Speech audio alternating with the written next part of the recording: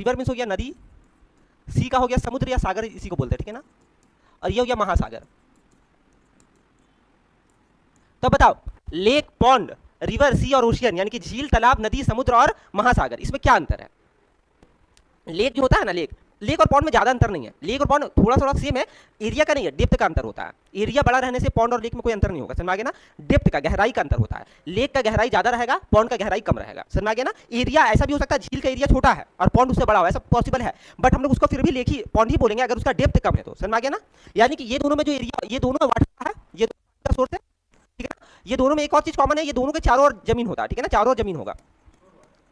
ये दोनों में एक और चीज कॉमन है, ये दोनों के चारों ओर जमीन होता है। लेक के भी चारों ओर जमीन होगा, मतलब सराउंडेड बाय जमीन चारों ओर, और पॉन्ड का भी चारों ओर जमीन से सराउंडेड होगा, ठीक है ना। बट यहाँ पे अंतर एरिया का नहीं होगा कि बड़ा है तो लेक हो गया, छोटा है तो पॉन्ड, नहीं, एरिया वाइज नहीं होगा, डेप्थ वाइज होगा। एरिया वाइज करोगे तो एग्जाम में गलत हो जाएगा, डेप्थ वाइज होगा। अगर डेप्थ ज्यादा है, गहराई ज्यादा है तो लेक है, और अगर गहराई कम है तो क्या है, पॉन्ड है। तो लेक और पॉन्ड में समझ में आ गया। अगर डेप्थ ज्यादा है उसमें तो क्या हो जाएगा, वो लेक हो जाएगा, और डेप्थ अगर कम है तो क्या हो जाएगा, गहराई कम है तो तालाब हो जाएगा। तो तालाब और झील में समझ में आ गया अंतर क्या है।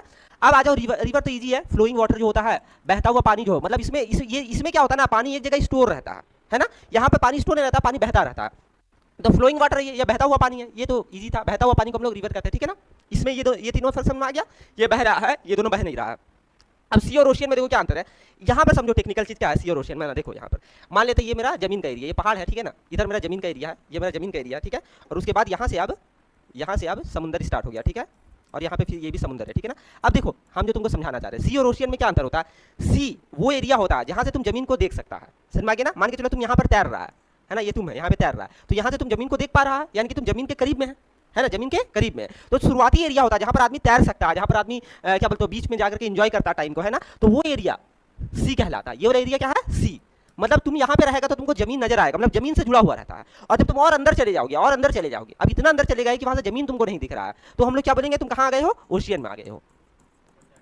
तो सी और ओशियन में क्या अंतर है, समझ गया ना। सी से तुम ऐसा ट्रिक याद करो, sea means from where you can see the land, है ना, तो सी से you can see the land, तो सी है वो, है ना। ओशियन मींस हो गया तुम और गहराई में चले गए हो, जहां से अब तुमको जमीन है, चारों बगल पानी का पानी दिख रहा है, तो तुम कहां आ गए हो, ओशियन में आ गए हो, समझ में आ गया ना। एक और इंपॉर्टेंट चीज, सी जमीन से जुड़ा रहता है, यहाँ पे जमीन है, सी हमेशा क्या चीज से जुड़ा रहेगा, जमीन से जुड़ा रहेगा, है ना। ओशियन कभी भी जमीन से जुड़ा नहीं रहता, ओशियन हमेशा पानी से ही चारों बगल क्या बोलते जुड़ा रहता है। तुम देखो ना, जो पूरा दुनिया में 5 ओशियन है ना, 5 ओशियन है बड़ा बड़ा, वो 5 ओशियन देखो आपस में पानी से ही जुड़ा हुआ, वो जमीन से जुड़ा हुआ नहीं है, समझ में आ गया ना। तो जो उसका जमीन से जुड़ा हुआ भाग उसको क्या कहेंगे हम लोग, सी कहेंगे, समझ में आ गया ना। तो सी और ओशियन में भी अंतर समझ में आ गया। सी जमीन से जुड़ा होता है, ओशियन जमीन से नहीं, पानी से ही जुड़ा होता है। कोई दिक्कत है रुक्मिनी? तो ये है पांचों में अंतर, सी, ओशियन, रिवर, लेक और पॉन्ड। आज कुछ नया इंटरेस्टिंग चीज सीख लिया ना, समझ में आ गया ना। चलो आगे बढ़ते हैं।